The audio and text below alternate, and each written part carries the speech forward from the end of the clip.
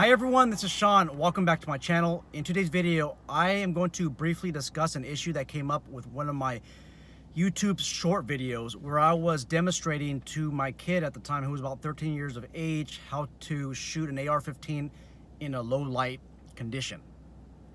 And I showed him to turn on the light, make sure that you identify the target before you engage the target. And there was a lot of negative feedback, and I want to just talk about that. That video, by the way, hit about 65,000 views and almost 150 hours of watch time. So basically, if you had one person that kept watching this 3-second YouTube Shorts video, they can watch it almost a whole month. That's how long it was running. And that's for this channel, which is a fairly small channel, that's a lot of watch time minutes for a 3-second video. So first off, let me say this. This is a 3-second video. There's not much commentary that I can make in 3 seconds, and nobody wants to read what's in the description box. Nobody wants to read what's in the comments. So a lot of people, and I'm suspecting it's either from two groups of people. Your Call of Duty players, number one, and number two, it's probably former military. On this channel, I have a lot of former military. I have a lot of combat veterans, and I think that these are the ones that are commenting in my video in a negative light.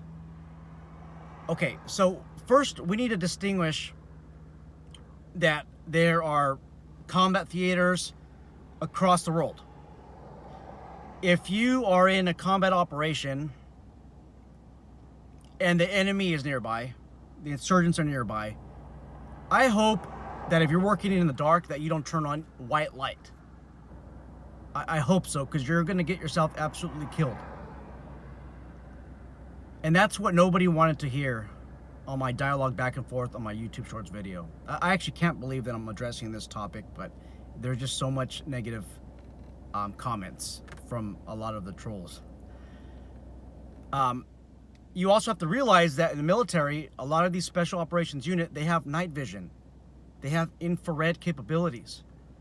Guys, I don't have $2,000 or $3,000 to stick onto my AR so I can shoot at a target 100 yards away, or show my kids how to shoot at a target 100 yards away, so that nobody will make negative comments, the keyboard warriors. I don't have that money.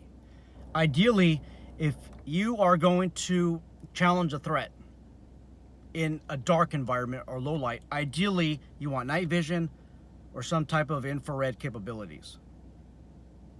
You need that to identify what is what. Is this a friendly?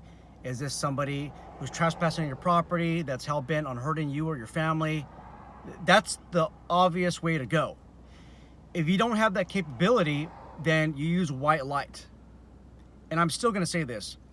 If you have something in the middle of the unknown in America, and you just start engaging that unknown with rifle fire or pistol fire, if that person was not a deadly threat, you are going to be in prison for the rest of your life. That's the cold hard truth. A lot of these people who are watching these videos haven't been under investigation for homicide or something that involves the government taking your liberty, because then they wouldn't be making these comments. You have to identify the threat. In California, you can engage the target without, no, I don't even want to say without properly identifying the threat. I'm just going to say this, that in California, there's a California Penal Code where if somebody is committing burglary inside of your property, and it has to be inside of your residence, a four-corner structure. If there's evidence of burglary, okay, that is one of the assumptions that the legal community, that the justice system can make, that you are in fear of your life. So you being in fear of your life, that requirement can be supplemented by a forced entry burglary. Now, there's some other requirements that I don't have time to discuss right now. But if you're in open land, you can't just start firing on somebody without identifying the threat. And how would you identify the threat without turning on the damn light? Okay? Now, I get it. You turn on the light, that person can engage you.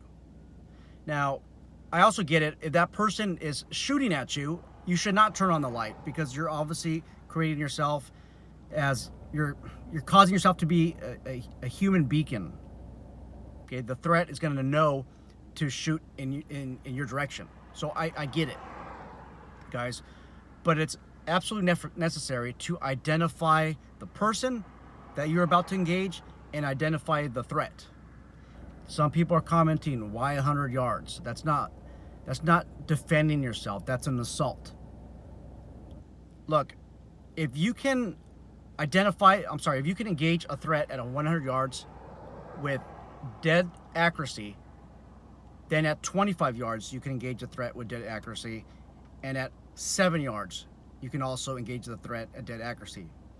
On the firing line, when I instruct my shooters that can hit 75 yards out, 100 yards out, have no problem at all engaging the targets at 7 yards, 15, 25. They don't, because all of their fundamentals are locked down. So that's what I have. And if you are in private security, I hope that you're not out there blindly engaging threats out there without properly identifying what the threat is. So that's all I have for this video. Looking forward to the comments. Take care.